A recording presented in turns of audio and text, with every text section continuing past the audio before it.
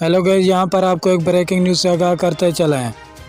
Afghanistan vs Netherlands. अगर आप ये मैच लाइव और बराह रास्त देखना चाहते हैं तो आपने बिल्कुल सही वीडियो का इंतखाब किया है।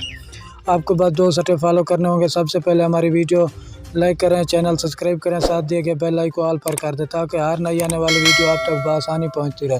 तो नाज़रीन, आपका कीमती वक्त ज़ाया किए बगैर चलते हैं वीडियो की तरफ।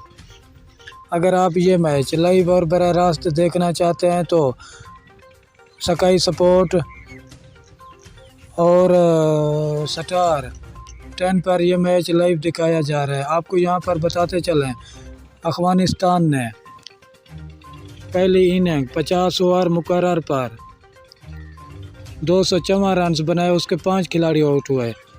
जवाब में नीदरलैंड 5 रन बना लिए, 48 ओवर बाकी हैं। शुक्रिया नाज़रीन हमारी वीडियो देखने का। मिलते हैं नेक्स्ट वीडियो में।